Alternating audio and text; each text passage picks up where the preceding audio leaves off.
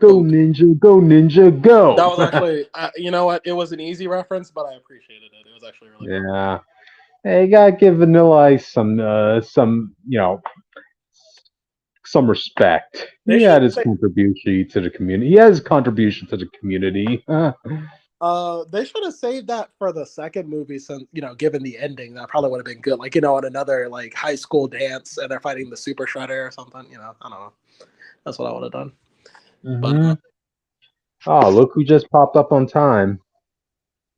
yeah, I was did already trying to get in for oh Big Miss. yeah, I was just making sure because I wasn't sure what was going on. But I know you were new to this thing. Yeah. Um, Yeah. so I have the stream pulled up on my computer. Okay. Cool. Gross. All right. Well, You guys want to get what, started, or you got some stuff you want to say? I think we should get jump started. in. Since here. Let's Started get good. started. Yeah. Okay, let me introduce us. Welcome to Comic Fanatic 2.0 as we review Teenage Mutant Ninja Turtles the movie. What was the It what was was the called title of it Mutant called? Mutant Mutant Mayhem. Yeah. Mutant Mayhem, more like mutant. It's okay. It's It an okay film. the way I see it, it's trashy humor for a modern kid generation. I Really. would I wouldn't even go that far. I think I said this before. It's a good movie, but it is not a good TMNT movie. That's my major criticism with it. Wait, before we go on, Austin, you want to give your opening statement? He didn't get to see I it. didn't watch the movie. What you want Yeah, me to say? he's just gonna be the turtle lore person that weighs up. Okay. Yeah, Gotcha. Well, Yeah, I seen every show except for Rise, and I never will. damn.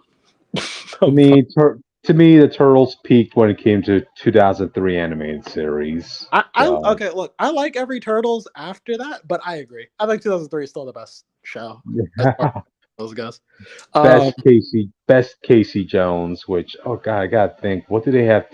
What do they have planned for Casey Jones in this franchise? Like, okay, It's so I like already see where drastically this. changed April. I'm not expecting Casey to come out the same way.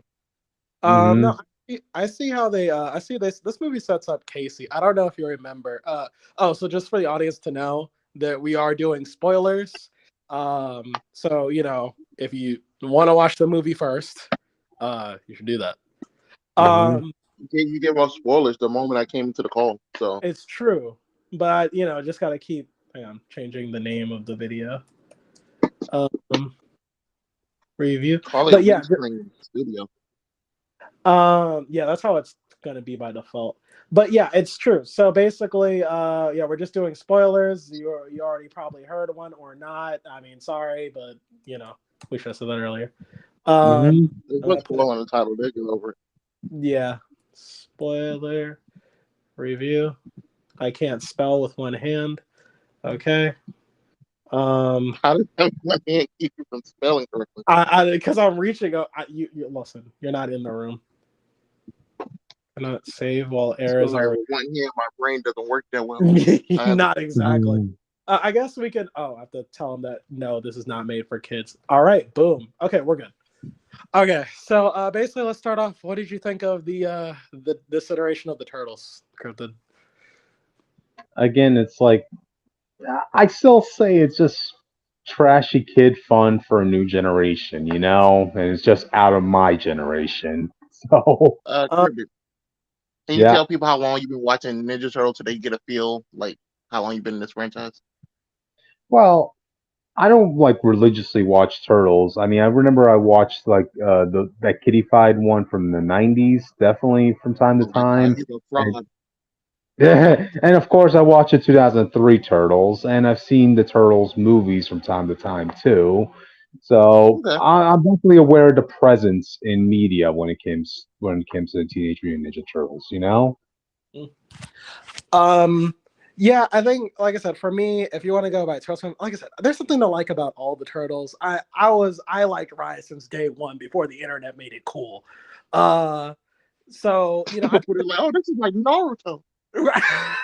yeah. Nah. Um, like I said, I liked all of the Turtles. I think like I said, 2003 is just the best one if you want like a good representation of who the Turtles are. and how there's all the different versions of their stories, how they can be like, you want the magic, the space adventures, the grounded adventures, the sci-fi You stuff. even get a crossover with the classic and the other Teenage Mutant Ninja Turtles. Yeah, and that's kind of what the Turtles. That's kind of like the Turtles, overall adventures consist of, and you get that in 2003. 2012 does it, but to me it's not as good, but that doesn't mean it doesn't have any great moments. And Rise focuses on the more magical aspect. This one focuses more on the street level. Mm-hmm. And like I said, and for the most part, if you want my opinion on the Turtles, I think as a group they're okay. They're actually, no, as a group I really like them. They really have good chemistry together, but they're no longer individuals. That's the sacrifice this movie. I don't like I don't think, well, I don't, these turtles don't stand out. I think that's my biggest problem. Okay.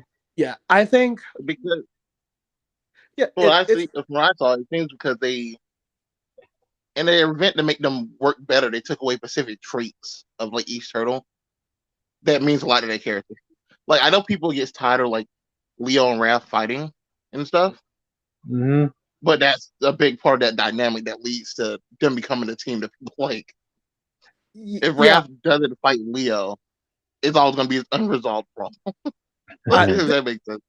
the Raph and Leo dynamic, I think people, because I was really going back over it, what people get tired of is seeing it at the start, but we never ever get a chance in the movies to see how it like affects the relationship going forward. Because if you go by like every show, they start out having the same type of arguments, but it's only because Raph doesn't understand the sacrifices Leonardo makes as like the team leader.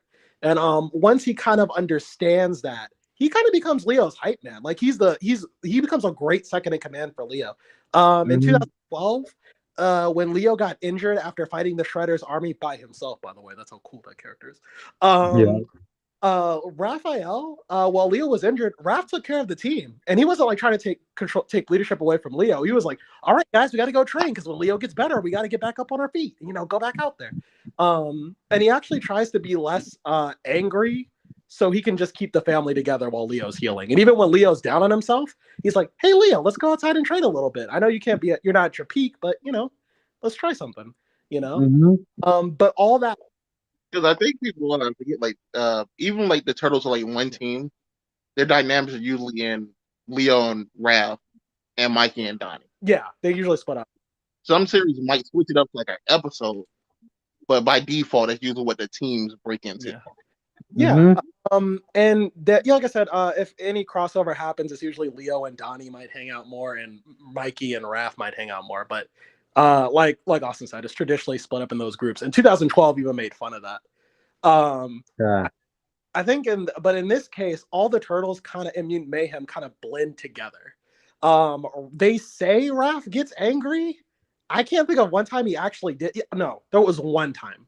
It was actually pretty funny, but it was so brief. It just kind of disappears. More tell than show. No trailer. I have no idea. It's in the first fight scene, and it's actually like a really good Raph moment, but it's like so brief. Raph isn't paying attention, and someone hits him from behind, and he turns around. He's like, "What the?" And then he gets so mad, he just marches over to that guy and beats the mess out of him. I'm like, "There he is. That's Raph." So, but outside of that, that's all the Raph you kind of get. Just wait till sequel. High school has a way of bringing out the personality of people, so I think, I think what's most likely gonna happen is Michelangelo or Donnie's gonna get bullied, and then Raph's gonna lose his mind. That could, I guess. Like I said, this is all predicated on the sequel, but for the first movie, Raph also doesn't have his New Yorker pride. So another thing about this movie is, that's lame. Yeah, Raph, in most, if not all iterations, is a New Yorker through and through. So that's the beauty of him and Casey together, because they're just New York bros. Great. I can't forget their first tussle of each other, and Raph is like saying, "A Jose Canseco baseball bat? Please tell me you didn't spend money on this." Like, yeah, of course. Raph that's why kind of the reason, it's also kind of the reason that Raph doesn't understand Leo's leadership at the beginning, because Leo has a more calm and collected approach. While Raph is very passionate about his city and like, you know, fighting against people who are hurting the innocent. And so when I saw this movie, and there's a scene where Superfly, the final boss, is attacking the city, I was very puzzled when Raph's reaction was, well, we tried, let's go home. I'm like, I was like, yeah, they put that in the trailer. That was one of the main things that made me not want to go see. Yeah, I was sorry, that's not a Raphael line. That's like you have Mikey and Donnie right there. Cryptid, I don't know if you noticed this. Donnie is not intelligent in this movie. I know. Yeah, he's just a nerd. He's a weeaboo. Instagrammer, like, you know, what you call, always on his phone. That's the type of nerd he is. Influence. Yes, there you go. See how old I am, audience? The scene where they're trying to disable this doomsday weapon, and I think this is around the time I started noticing how much like I'm missing the original, like the Turtles feel, is in these moments, Leo, you know, he's the leader, but sometimes he has to ask Donnie. He's like, hey Donnie, what is that thing? How are you going to stop it? Because, you know, he doesn't know the tech and everything. And I realized he's not asking Donnie anything, and Donnie has no idea what this thing is. I'm like, wait, where's Donnie? Where's Donnie kicking in? And then later in the movie, when Leo's running down all the Turtles' personality traits, he turns to Mikey. He's like, Mikey, you're the improviser. And I'm like, I don't think Mikey's improvised a single thing since we got here. He wants to give his brother some cred. That's what it is. Like, how about that? You're talking about the other shows. Yeah, Mikey is the improviser. He always forgets what the plan is. But yeah, go ahead. Yeah, well, the trailer stuff I saw, I don't see that in this. Which Donnie is a tech nerd. He is not a nerd. Michelangelo is typically the nerd in the group. Michelangelo is the one who likes comics, and he would probably be into anime more than Donnie would. Yeah. Mike's a geek. Donnie's usually a geek, and Mike's is a nerd. But now that you're both nerds. Yeah. In fact, there was one line that I thought was very dumb, and because it just doesn't make any sense if you know the show that they referenced. The final battle with Superfly, Donnie, Leo, actually, after he talks to Mikey, he's going to Donnie. He's like, Donnie, what about your like crazy anime knowledge? Surely you've seen a lot of anime where like people fight giants and whatever. And then Donnie goes, oh yeah, like Attack on Titan. I bet you has a weakness at the back of the nape. I'm like, that's because that's the Titans. That's their weakness. That's not universal law, you idiot. The result? That's their weakness specifically. Like, that's the only way they can even take damage. You hurt them and they'll just heal. Yeah, they won't die unless you put them I still remember that Marvel and Attack on Titans crossover where Captain America was able to do that and slice a Titan's neck. Like, that's a weakness, Avengers. Attack. Yeah, it's a very dumb line. And also it's followed by something that Donnie should have said, because Mikey is the one that points out the fact that that there's a blowhole, like a whale's blowhole in the back of Superfly. And I'm like, yeah, he should have noticed that, not Mikey. If those lines were switched, it would have been fine. But you know, what did you guys think? What did you guys think of that final battle? It was okay.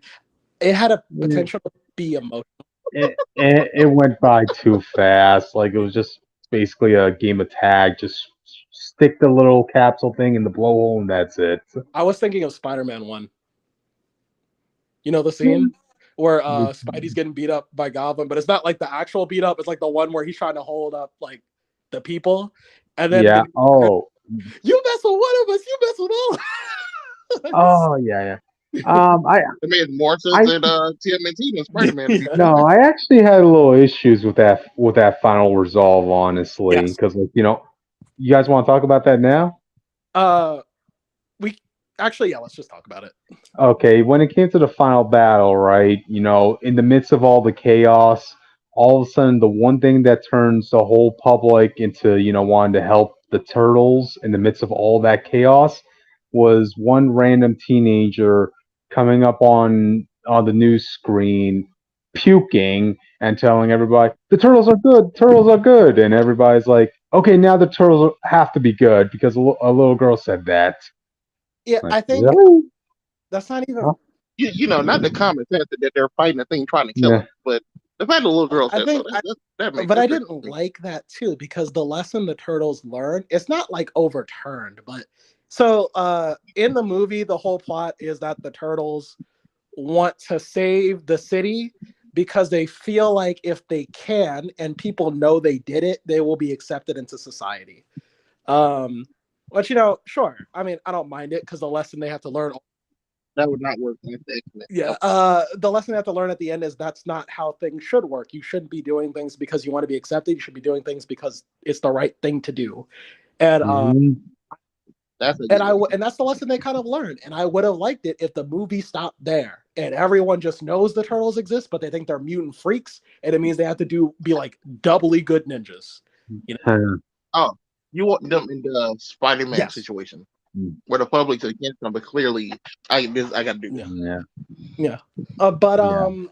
I It's think it's a better way to go as opposed to like a complete 360 where the whole city adores them unanimously, no questions asked. All mutants are welcome. They can even attend the schools, no problems, no questions asked. Nah, the school thing is crazy. I don't know how you got the paper for that. I don't. Yeah. They take a test. How you know what grade they're supposed to be Yeah. in? How you know they got a high school education? I think There you go. See, problems. my issue with it is that it should have stopped there, and I think that if they wanted them to go to school, that should have been at the end of the trilogy. But the whole appeal of the turtles is the ninja aspect, and now it's like, well, now they don't. Well, that's one of them, but Oh, that was a little weird how they tried to explain where they got all their skills from. Because, spoiler alert, audience, both the Turtles and Master Splinter got all their skills from watching videos. yeah, which is Kung Fu movies. And I want you to know, as any kid can tell you in real life, that's not how that works. Hey, I take martial arts, right? You start, no, finish. You started. You don't become a master by doing Yeah, it. that's what I wanted to say. Like, before I took official lessons, I would try teaching myself, through watching YouTube videos. But when I realized that wasn't really working out, that's why I decided to put myself out there into taking actual courses in Northern Shaolin Kung Fu.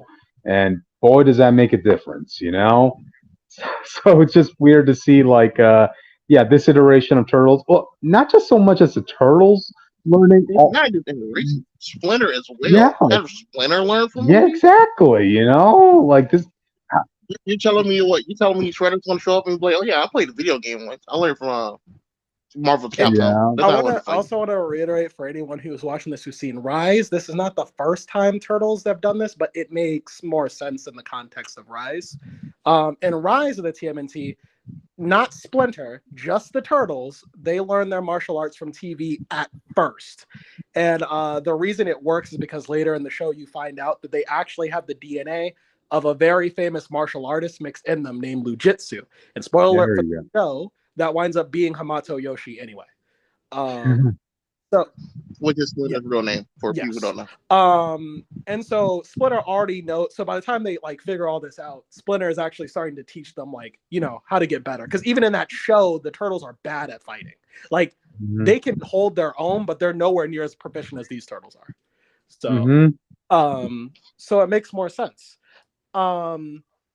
I think in this one, just having the turtles just learn, and Splinter for that matter. Now I'm not. Why are they? I could have been fine with the turtles. You're not gonna convince me to Splinter learn. Yeah.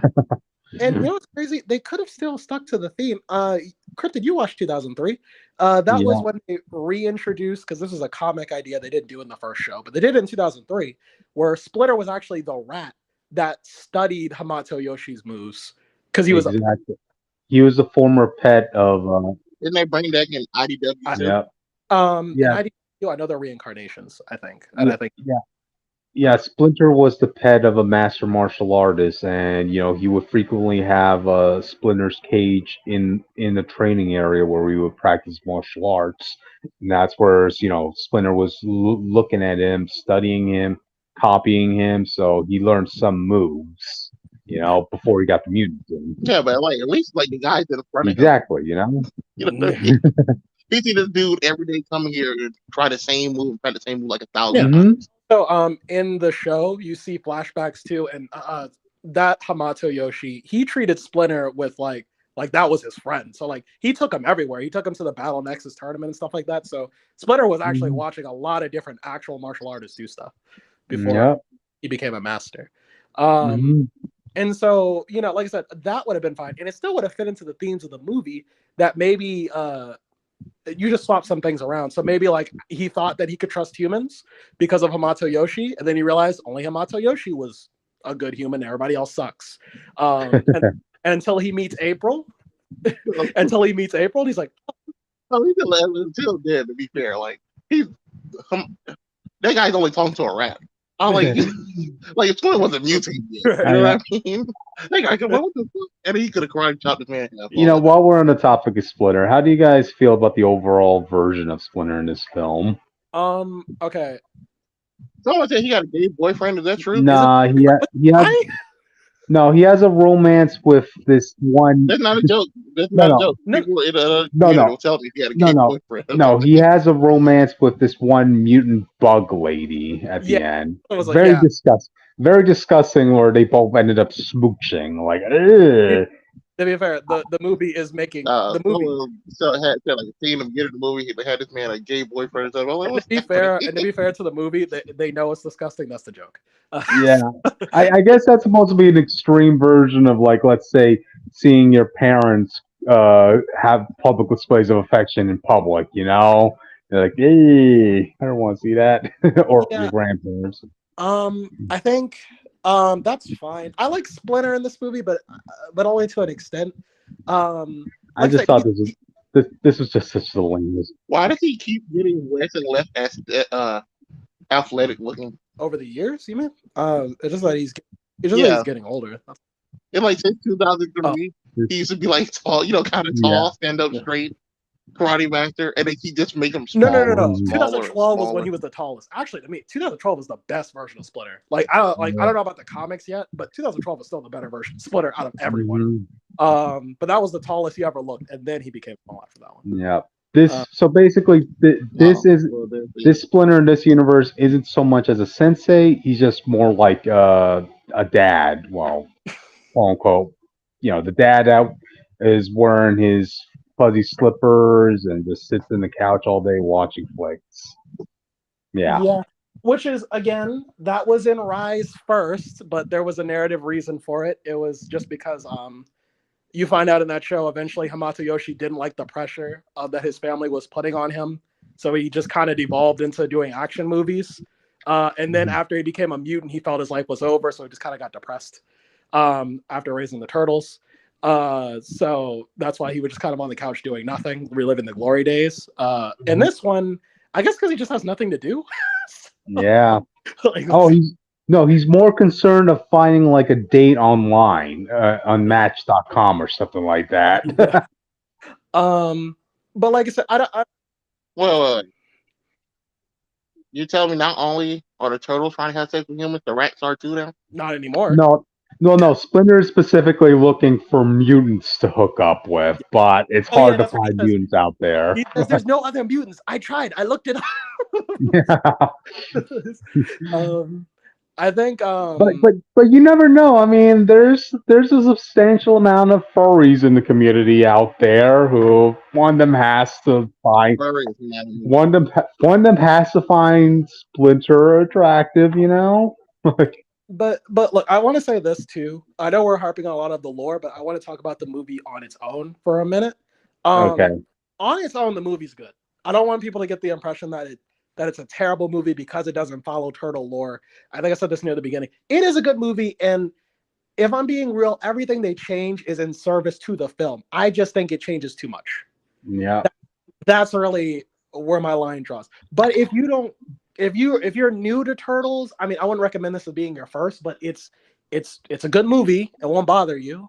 If you're just used to the Turtles changing all the time, then this is just another one of those changes. I just hope this doesn't become the status quo for the Turtles moving forward. That's my concern. This ain't. That's why I didn't want to support it. Yeah.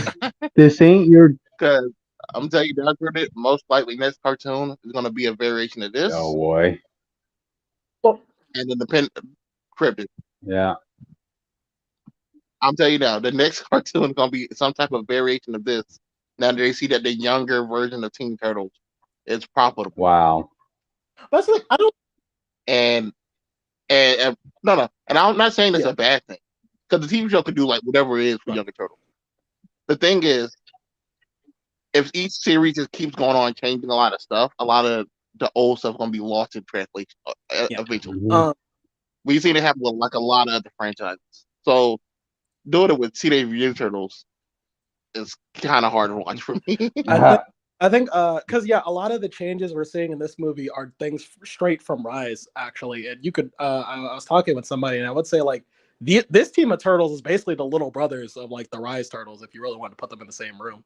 Mhm. They're not that much different. It's just the Rise turtles have more personality individually, and they're funnier to me. But but these turtles are not that different. So if they keep carrying over things from the last show, then Austin would have a valid point there. I think also I wanted to talk about. I did have some gripes with just the plot itself. I brought this up on my second viewing. The villains just all become good except for one, and I was like, the, That's kind the of first I time I watched the movie, I went to the bathroom when they were fighting in the boat. And when I came back, they were just all with the turtles. I was like, oh, I guess I missed something. I won't dock that against the movie. I rewatched the movie again, and I'm watching the whole scene. And all it was just the turtles gave one speech like, hey guys, we spent time with you. You guys are pretty cool. Notice in the movie, they only spent like 30 seconds on screen with them, like just talking. yeah. Everything developed. Yeah. Yeah, it Just is kind of fun. It is kind of weird to get used to the fact that Bebop and Rocksteady are best buds with the turtles instead of enemies, you yeah, know? and again, because 2012 did that, but that was built up over time. Like Bebop and yeah. Rocksteady were villains first, and for multiple seasons, they were like one of the rivals the Turtles fought. And then eventually, they're like, you know what, we don't really like working for Shredder anymore. Let's not do that. So Hmm. To be fair, if the next movie introduces Shredder, that could do their whole heel turn there. And then for the rest of the trilogy, maybe, I'm a little scared as to what they have planned for Shredder, to be honest. yeah, I am too. It seems based on the dialogue, it seems like he might be a random mercenary dude instead of actual ninja master man. I Hmm. think, I think, Shredder. But the thing is, like in the post-credit scene, we see a glimpse of Shredder, and they look like they're playing him like he's the 2012 version, where he's like the one that like beats up the turtles when they get too confident. Um, so I guess they're playing him straight. Would you trust these writers and the way they try to carry this movie with that though? I would trust them to make a intimidating Shredder. I wouldn't trust them to, because at least Superfly was still a villain. I would say that about him. He was intimidating when he needed to be. I wouldn't trust them to make it lore accurate though. I mean, Hmm. they already can't because they got rid of the Hamato clan lineage with the turtles. Yep. Because now they're not related to their old the ninja clan that gave them the martial arts that they have. They have real no connection to Shredder other than he's an assassin for them. Uh, Hmm.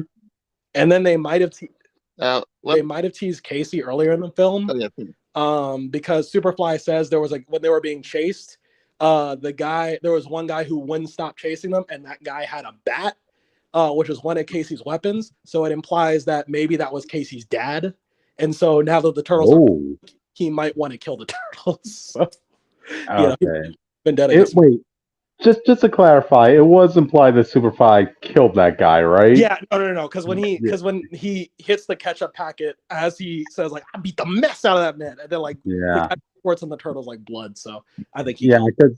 because like you know how like for the audience, like you know how the story trope is like the mutants, they're being hunted or being attacked by an angry mob of mutants Yeah, of humans, but it was Superfly. He was that one mutant that said no. He just went and killed one of the guys attacking him. He's like, I'm not gonna take this shit. Like, damn.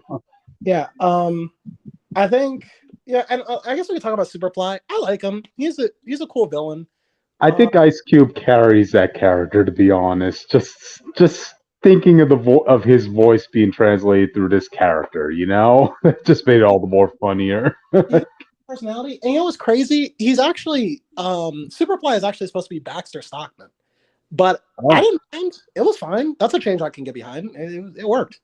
Um, Hmm. I don't mind all the changes. Like I said, I as a fan of Rise, if anyone's seen that show, that has a lot of changes in it. I didn't mind. One thing I liked about Superfly is like, I'm fine with. go ahead, Austin.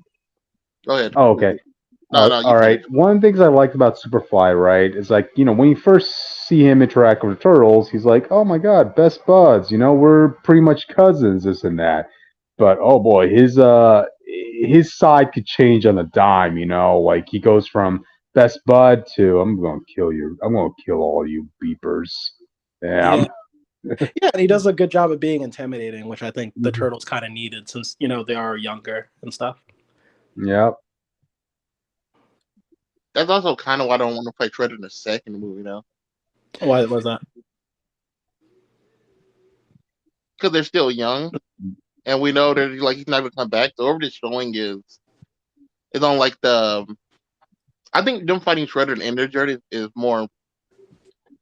better overall for them, just in general for just being young. I guess that Yeah. makes sense. Mhm. Because if they do Shredder now, does it just mean Krang is last like Mm. usual? Which we got to. It's like no one else they people can really do.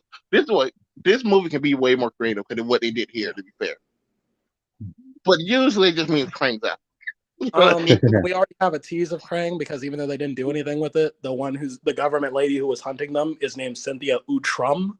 And if you know the turtles lore, Utrum and it's supposed to be Utrom, which is the name of the Krang race. So, Wow. but, Mhm.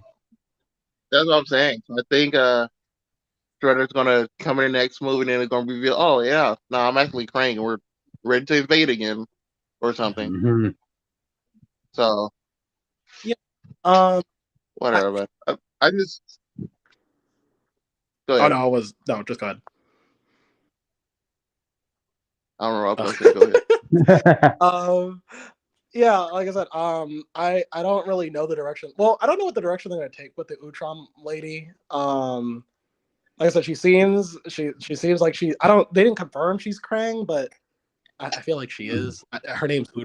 Yeah, I would have did to the next movie either. I'd be like, oh no, I've been watching you for Right. a while, and then I would reveal that the lady Well, was her Krang. whole motivation is to make super soldier mutants, and I'm like, I don't know how this ties into the Utrom. I mean, it can. I just don't know how. But Mhm. What you can tie in if you make it for they're trying to make new bodies for Krangs.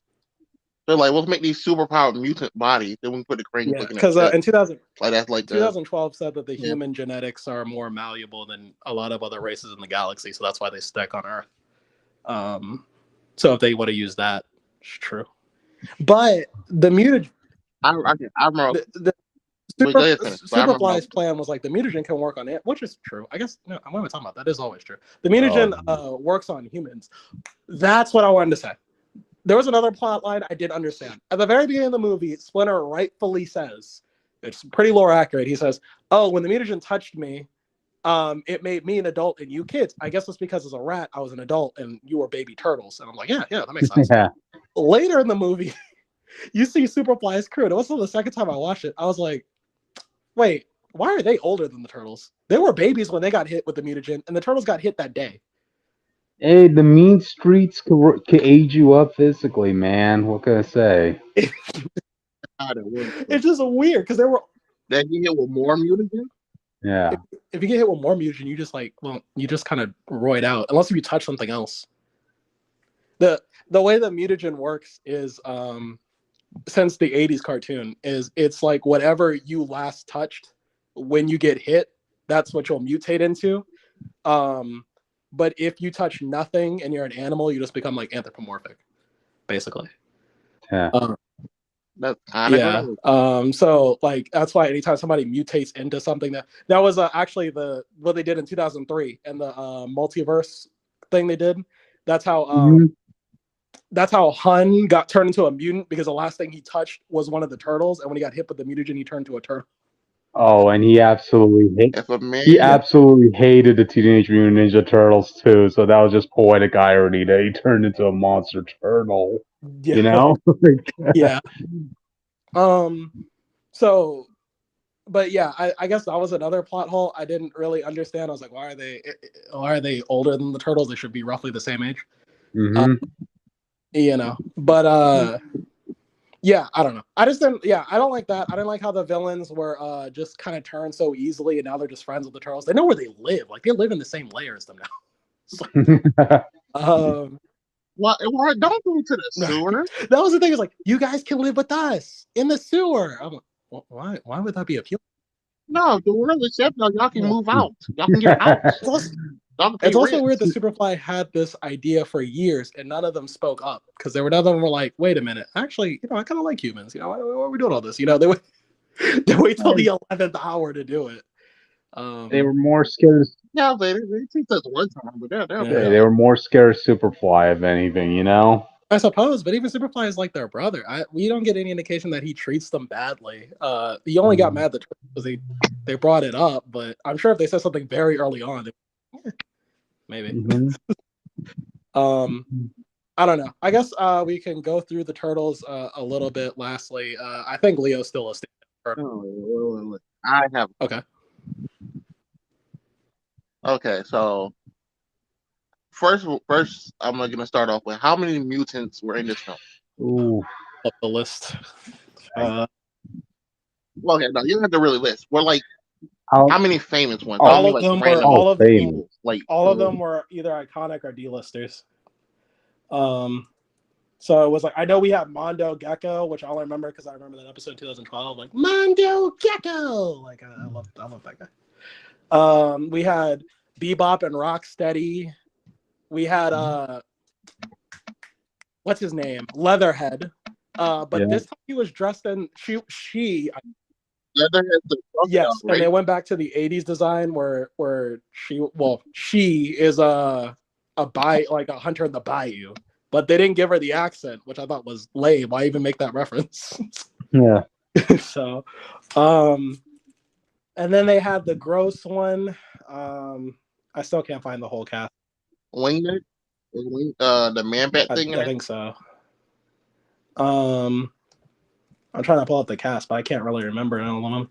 None of that, but that's really Genghis Frog. Yes, Genghis Frog is in the movie, but that's the thing. They're just kind of there. Genghis Frog. Leatherhead, Wingnut, Scumbag. Yes, Ray Fillet. I've never seen this villain in anything. That's about it. But not that it matters because they get one fight scene with the turtles, and it's not even like they're really fighting them. It's like there's a chase scene, and they kind of get like thrown to the background immediately.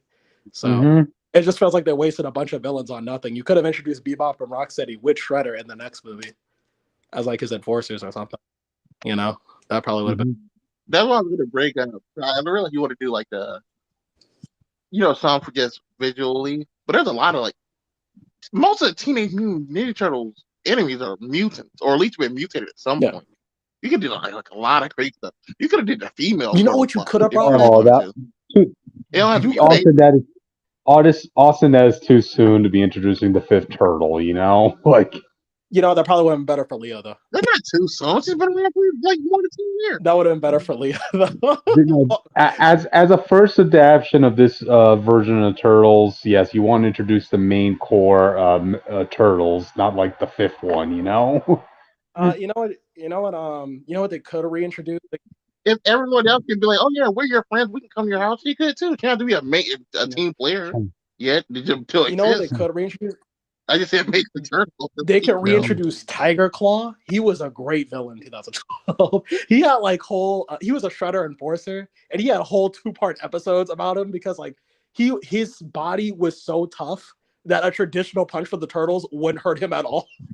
So they had to fight him twice as hard just to beat him just by himself. Was he the one voiced by John Cena? Was Toka Raza in this film? Wait, Cryptic, go first. What did you say? Yeah, was he the one voiced by John Cena? No, that was Baron Draxum. That was okay. In the movie, Cena voices Bebop or Rocksteady. I can't remember which one. But John Cena voiced Baron Draxum. He was a magic user. So, was Toka Raza in this movie? Toka and Raza. I don't see them in the cast. Toka and Raza are from the 80s movies.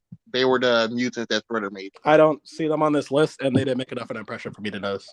They should have used them instead of Beat Rock and Rocksteady. Because Toka and Raza are like the werewolf and spiked turtle thing. Yeah. They could have used them and then say be like Rock State for Shredder. Yeah. I think yeah, I don't know. All those villains that they introduced. Did they bring up Rat King? No. No. Oh, that sucks. Rat King, bro, Rat King could have been amazing. 2012, Rat King was also pretty good too because he was like a good Splitter villain. And the way they killed him off in that show was great. It was like Splitter versus Rat King. And Rat King was like using the fact that he could see through Splitter's eyes to his advantage. And so Splitter blindfolded himself. And then because he couldn't see, Rat King couldn't see. So he just kept beating him up. It's like really good.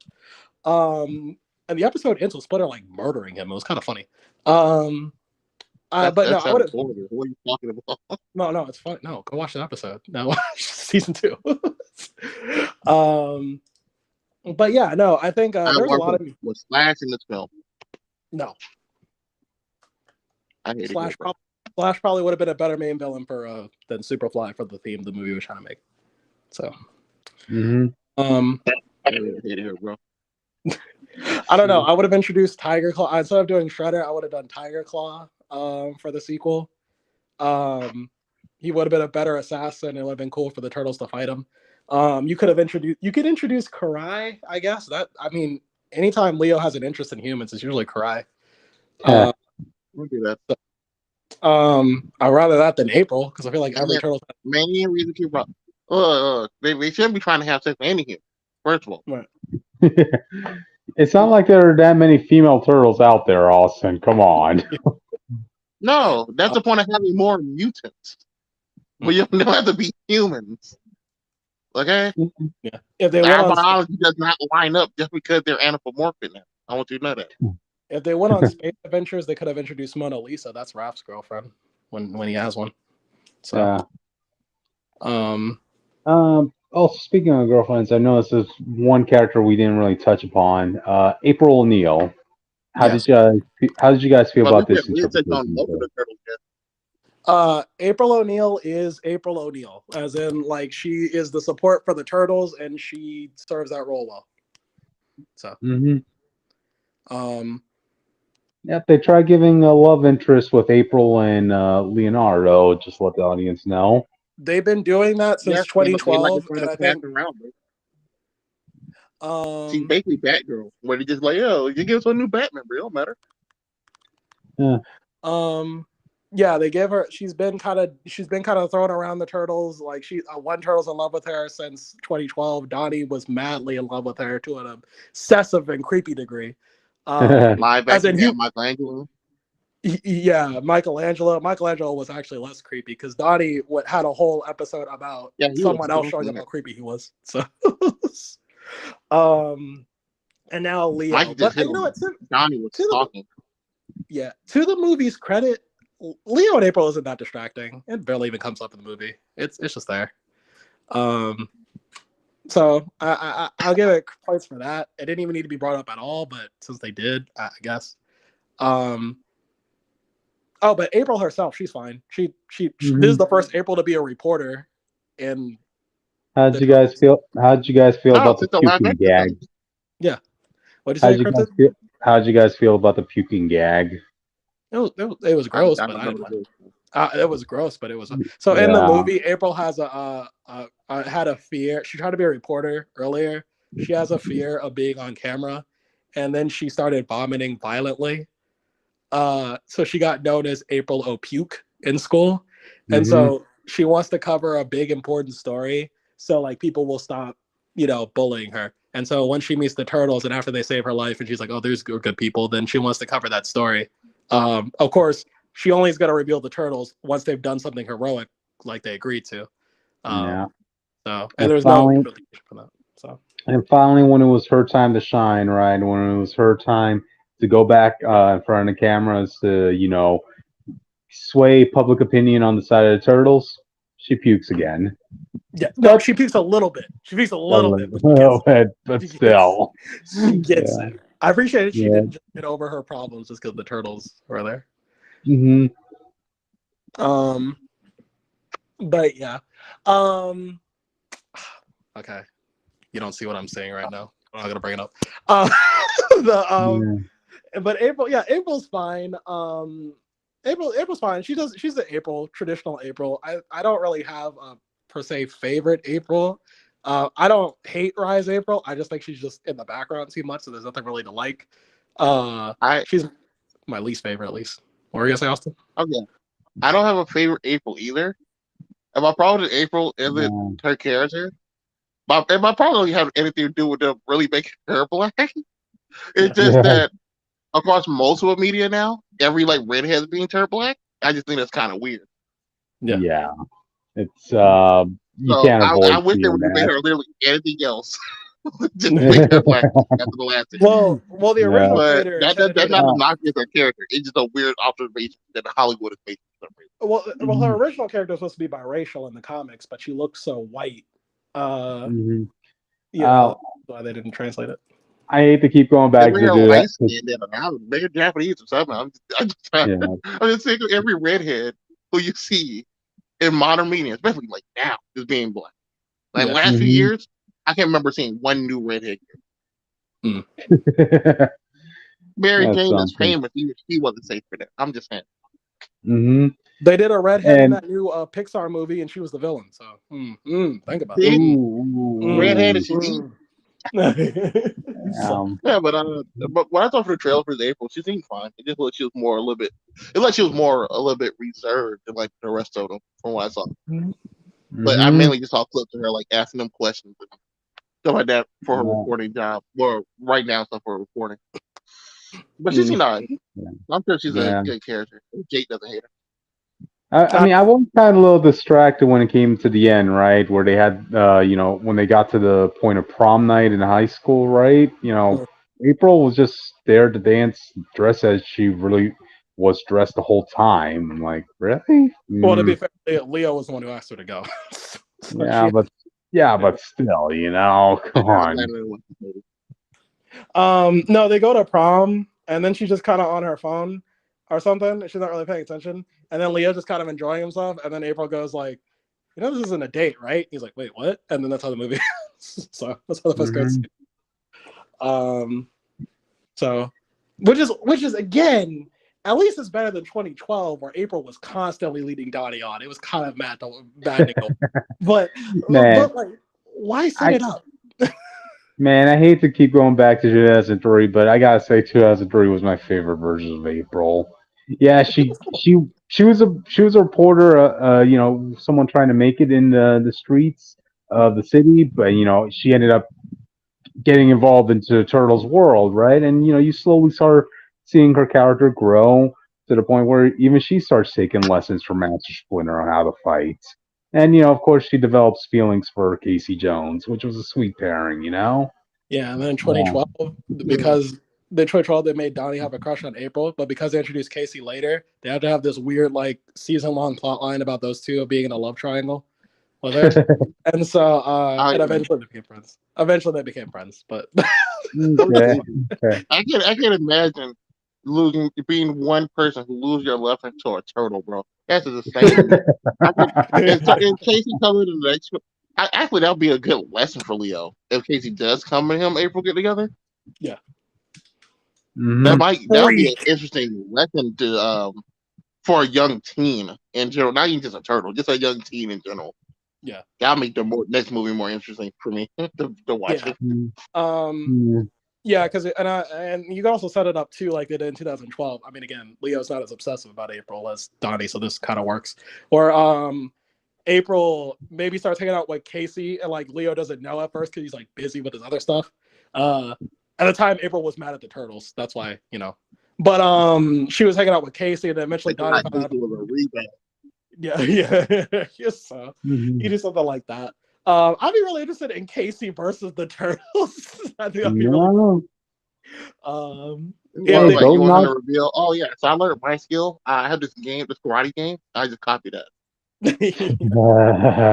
Hey, Casey's got skills, guys. Don't doubt it. I want Casey to reveal he wants to fight himself in Mortal Kombat. There you go. I did want to say this though. There wasn't a lot of it, but the fight scenes were pretty good. Like the actual martial arts in the movie, like when they were like doing there was the montage where the turtles were going through every crime ring in the city and just kind of beating the mess out of everybody, and it was really good. I really like watching it. That was actually made me want to see more. That's why I kind of wish Superfly didn't grow giant. Kind of like the hand stuff better. Yeah. But I was a little sad. I was a little sad that Superfly just died by the end. I yeah, was thinking you could have brought him back for the sequel. I mean, there's still some stuff to dig up with Now you're playing Superfly. Shredder. yeah. Oh, but they might though, because if you remember at the ending, Cynthia Outram, she's talking about her plans, and you see a fly in a container where they could fill some ooze in it and make another Superfly. So Aw. I uh, want No, the I would. original. I want the original, not a cheap knockoff, Jake. Yeah, all that means is next film, Baxter Stockman's gonna be Superfly. no, Baxter Stockman's dead. Maybe That he could sucks, be. bro. I think it's If he implied that he survives, died. he's gonna be Superfly. Yeah, it's implied that he died in the opening. He's actually the reason the turtles even got hit with the mutagen, because he made it in this timeline. So What I would have did was my post-credit scene. Well, I would have built that Shredder got mutated too.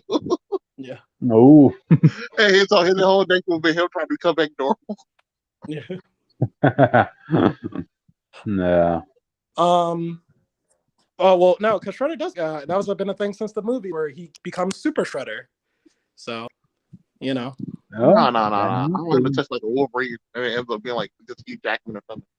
No, Hugh Jackman as the Shredder. Oh, Give the action thing. So now he got natural born claws instead of the thing. He's like, nah, bro, I want to be a regular man. I can't leave the foot like this. What are my daughters gonna think of? Yeah. Yeah. But like I said, I don't know. Like I said, it's a good movie. Like I said, I want to rate it. Like we were harping on it a lot, but I'm saying it's a good movie. Like it's just not gonna blow me away. I think when it comes to animated movies, a lot of what carries a lot of them will be the animation. Like I said, I like the first Spider-Verse movie, but the animation, like it's great. Don't get me wrong, but I don't care about it or be watching it as much. But you would swear that movie was the second coming of Jesus Christ the way that came. So the problem is now we're getting used to it, right? Because every animation, every good movie I think me and Jake watched recently had it. Puss and Boots had it. I saw another thing that had it in there, and now this had it, and all kids animated film. Yeah. And to be fair, So to now Turtles, that style is not really unique. Yeah, it fits the Turtles a little bit more than Puss and Boots, to be fair. I think, well, to be fair, Puss in Boots and Turtles and Spider-Man do different things with it. Spider-Man sticks to the comic book style. Puss in Boots plays around with the more fantasy transition. Yeah. And TMNT is a more grounded take on that style. So they're all doing different things at the very least. I just think that I know where a lot of people animation will carry a movie a long way, especially if the plot's already good. I know. And Steven's here. Yeah. So, and I think, but for me, like I said, the movie's good. Everything change they make works for the story at hand. I just think this wasn't the story that you should have gone with. This is like one of the rare instances where I'm like, you changed too much. Even if it's good, you did too much. So, yeah. It's like you said, it's like if you want a kids movie or you want to take your kid to something, this is a great film. This is a great kids film, but it's not a great Tmnt.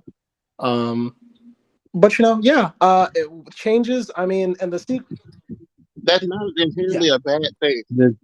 But we're just lame. This ain't yours or your papa's turtles. Let's put it that way. Yeah. And to be fair, every turtle iteration is not your papa's turtles, but they feel like turtles. They feel like the TMNT. This is the other one where I'm like, I don't really see the TMNT feel here. Yep. I won't lie though. I would like this team of people and stuff to make a Power Rangers animated show like this, a movie like this. Only because I want to see what it's like. Well, I don't think we ever had like a Power Rangers animated thing, and I feel like in this style with this writing team, I feel like they might be able to do it. Are they gonna make the Power Rangers the Power Rangers the size of the turtles though? That'd be funny. Okay. But as long as the main core of Jason and Tom, if Tommy's in it, as long as those two act the same, The rest of them are kind of a little bit more stereotypical where you have to change something a little bit. Yeah. But I feel like Jason has to be that impeccable leader, and Tommy has to be the guy who starts off people with the still powers to work. Speaking of Leo, like I said, I will say this: I do like Leo. I do like Leo in this movie. He's not. When I think of Leonardo, he's my favorite turtle. I like Leo in two different varieties. Either I like him being a badass or learning to be a badass. And then Rise is the only exception because he was just funny, and I was like, "Fuck, he's funny and he's skilled enough. I'll let it go." But oh yeah, we didn't really talk about Michelangelo at all. So we ain't talk about like Michelangelo at all. Michelangelo's in the background for most of the plot. He doesn't say anything that makes him stand out. Raph just likes fighting. Donnie's a nerd. They don't stand out. That's why I liked Leo. Leo's the only one that actually stands out a little bit because he has an arc. And so he's funny, it's not fair. Well, I mean, he has an arc of like, you know, he's the one that stands out from his brothers because he's more like straight laced. He wants to follow the rules, while everybody else is like, Leo, you're always getting us in trouble because you always keep snitching on Splinter. And so, you know, seeing him slowly break away from that, it's not like a big thing, but seeing him slowly break away from that, seeing him realize they need to stop fighting for the wrong reasons, all this other stuff. He had to be like responsible and stop telling him that when he do what's up. Yeah. There was actually a funny running gag in the movie too. Earlier, it was like Splinter's like, "Don't go to the surface. Don't stay out there too long because the humans are gonna grab you and then they're gonna milk you." And then they're like, well, "They're not gonna milk us. We don't have nipples." And then eventually they get caught by humans, and then they're like, "Wait a minute, what are they doing to us?" And then they look over, and it's like a milking machine. like, oh God, no! So, I thought that was pretty funny. That has very uncomfortable implications. It's not. It's only one thing on the turtle you can milk. Okay. I don't know what it was. I will say that was also my final problem with the movie. This is a criticism that gets thrown at Marvel a lot. It fits here 100%. This movie does not know how to take itself seriously a lot of times when it needs to. It's scary. You want to do Shredder. It did it for one scene. It was when Superfly turned up his villain stuff. Okay, that was it. That was like the last time the Turtles were like serious in the film, or they had any sense of gravity in it. When they're being when their mutagen is being sucked from their body, they're still like, "Oh man, that's crazy. I guess this is the last time we're gonna see each other. Well, what do you guys want to do?" He's like, "Well, I wouldn't mind if you sing a song." And then they start like singing a song or something. I'm like, "You guys are dying." A little gravity in this. And I know people are gonna be like, "Well, it's a kids movie," but I'm like, "No, Puss in Boots know how to do it." So I don't even think that's good. Spider-Verse. Kids movie, but I would say that's not how kids will respond to dying. You know what I mean? Yeah. And they don't even take in the fact that April abandoned them at that moment. Well, they thought she abandoned them. She actually went to go get help. But none of them were like, "Oh man, Leo, it sucks. You really like that girl. She really abandoned us." And Leo's like, "Yeah, you know, I guess." Like they don't even have any of that conversation. That's not even a conversation in the movie. You know what, Jake? What's up? I'll take the singing scene if it's Leo's and Raph attempts at calming Mikey in their last moments. It was like if Mikey asked them to sing a song. I was say if Mikey asked them to sing a song, I feel like they might do it. They're dying. And they couldn't figure out a way to get out. Well, it would have to be. It depends on the type of turtles. This turtle's definitely. It would not be the 2003. 2003. No, that was it. It would be that turtle. But I was like, I see it. If you're taking like young kids and stuff, I see in their last moment, Leo and Raph trying to be as brave as they can and keep Mikey and them calm, like in their potential last moment type thing. Yeah, it came across as like I don't know. There was no sense of like that would have been fine at the end of the scene, which is where it was. There was just no sense of like they're in danger. It was just kind of like, oh, they're in this situation. It happened. And it's funny for a little bit, but then it's like, come on, guys, you're dying. Can we get a little? I think it has to do with we already know the main turtle's not gonna die, and Puss in Boots also had this problem. Yeah. But I don't know. Puss in Boots didn't really have this problem because they found a better way around it. It's like the illusion of state. Yeah. You want to like fear for these turtles. You can't let the scene go on for too long because we know they're going to live, and we know no one's going to get hurt. So what Puss in Boots did instead was give Puss in Boots panic attack. So he wasn't like always at a threat of death, but he really had real fear in the moment that when it mattered. Yeah. So if you weren't scared for his life, you felt for his situation. Yeah. Also, like the villain I was chasing him was just amazing. So like every time he Yeah. showed, it was crazy. What I like about side tangent, what I like about Death of that movie is like he only beats up Puss once, but every time he shows up, you're scared for Puss. It's such a great moment. It also doesn't hurt the fact that he had a killer soundtrack in the background, you know? That death-defying whistle. Yeah. Yeah. I wish I could whistle just for that. That's the only thing I Yeah. would. But anyway, back to TMNT. They're like I said, they're in these dangerous situations. And it seems like there's one where like they get really fucked up by like getting thrown around on a bus, and there's still being jokes thrown around in the background and stuff like that. I don't mean like jokes that serve the plot. It's just jokes like there's literally a joke to let the kids know a character didn't die. And I was like, okay, sure, Wait, I guess. so you told me like all the turtles were making jokes? It isn't like No. So In that usually scene, most shows wrap that down to like Michelangelo breaking the tension. yeah. In Rise, except for the movie, all the turtles make jokes, but it's a comedy show, and there's really any instance. And when they do need to take it seriously, they do. There are actually some pretty emotional scenes in the finale as well. The finale, which I mostly didn't like because of the ending, but it still has emotional moments. In this movie, though, all the turtles, they have their own unique sense of humor. It's not like they all copy each other. They have their own things that they bond over. They have their own things but they have their own things that they style of joking. It's just not as pronounced as Rise was. But in that scene I'm referencing, they're not joking. There's like a scene where Mikey's just kind of like groggy and waking up because he's kind of dazed. And so he's looking around, and then he sees Mondo's tail. And he thinks Mondo Gecko's dead. And then Mondo's in the background, no, I'm fine. My tail regenerates. See? Bop! And then he like runs away. He's like, ah. And I'm like, okay. Oh, no. That's never accurate. Yeah. So it's a scene that literally is supposed to tell the audience that, oh, everything's okay. Don't worry. It's not too dangerous. Don't and that's the type of humor I don't like. And sure, in some Marvel movies that is a problem, but this is kind of what I think of. It's not like this to me a lot of the time. But yeah, that's my criticism of the actual movie. I know we kind of been all over the place. We'll organize this in the next one, we promise. but yeah, we'll sit down and make sure we got points, so we try to hit for each person before then. Yeah, we were just kind of rushing to get this. We were supposed to do this. We all watch, because I was not planning to watch this movie. No one, just so everyone knows. We're still not used to the live stream format. Usually, when we're doing movies, when we were recording them, I would have the points, but we didn't. This is kind of a last minute thing we did. So, you know. But yeah, I guess we can wrap up with final thoughts. What is it? So, final thoughts, Cryptid.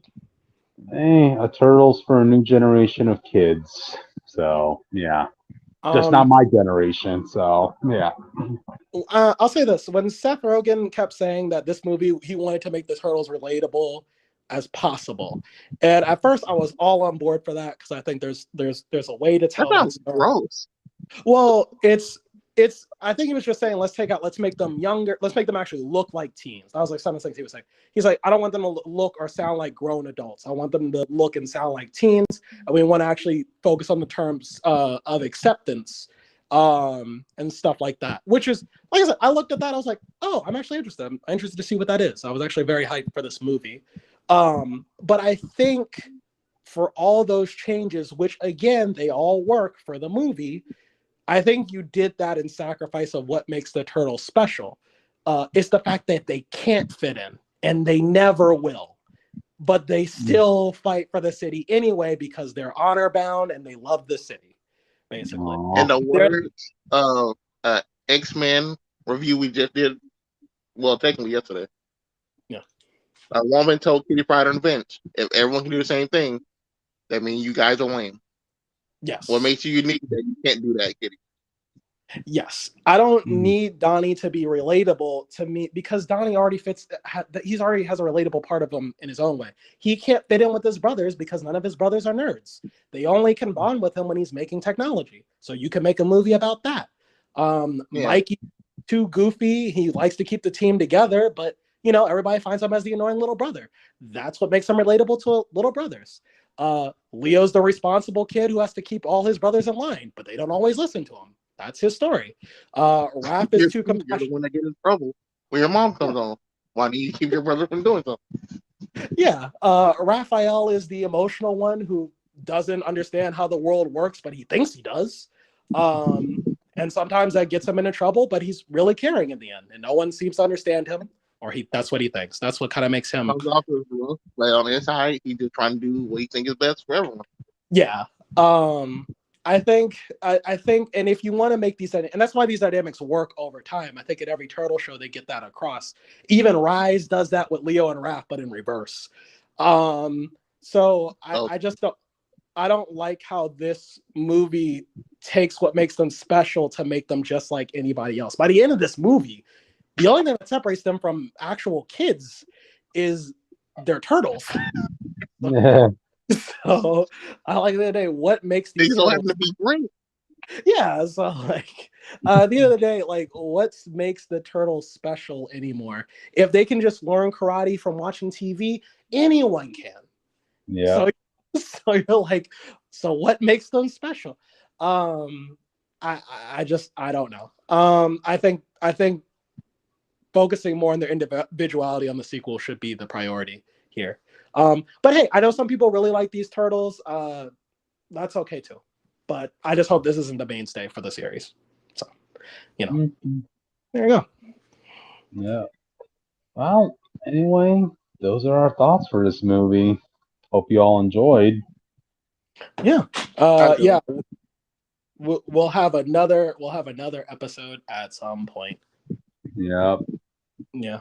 Please leave your thoughts and opinion. What do you think of the movie in the comments below, audience? Yeah. Let me know how you feel about these turtles trying to have sex with people. I think it's bad. I think you gotta have to stop. Y'all let me know if y'all on board with turtles romancing people. Listen, dolphins have affections for humans sometimes. Okay. Bestiality. How you guys support that? Yes or Yeah. no? What No. side are you on? If you guys want, if you want my opinion on it, I don't mind the turtles being in love with something. I mean, as far as they consider themselves their people too. And we kind of already accept with Raph that Raph can be in love with another alien that looks like a lizard person. So I don't. It's not that I want to see them in a I'm just relationship. talking about humans specifically. I don't care if they date I don't care if they date. I don't care if they date birds. I do not care. It's not. I'm talking about regular It's not that I humans. want. It's not that I want to see them with a human. Is that I don't mind when they do it as long as it's not how they did it in 2012. That's Listen to me. If Sonic the Hedgehog can't date a human, Teenage Mutant Ninja Turtles cannot. That's how I'm bro. saying. The reason it's weird for Sonic because he has options. He has like options, right? Like what are you? Yeah, that's what I'm saying. If I did Ninja Turtles, I would give them options eventually when they're emotionally mature enough for relationships in my show. Well, there you go. Oh, by the way, Jake, plug in the socials. What? Oh, which is pressuring us. I don't know the socials. Which you should have been here. That's not my fault. Yep. Okay, we're on Witch Twitter. and certain stuff as witch underscore of underscore Jotunheim, which isn't here, but you can still find witch in places. Yeah. You can also find TikTok, us on Instagram. Twitter. You can also find us on Instagram at Comic Fanatic 2.0 or on Twitter at Comic Fanatic 69. So yeah. Also on Threads, but I don't remember what the thing is. Yeah. Mm-hmm. Also, if Strange Fate is still watching, I see you. All right. That's it. Yeah. I better saw some booze in the chat for Jake because I told that's the trend now. Yeah. No. Gotcha. Well, anyway, let's close out for tonight, guys. All right. Bye. Everybody. Bye. Bye.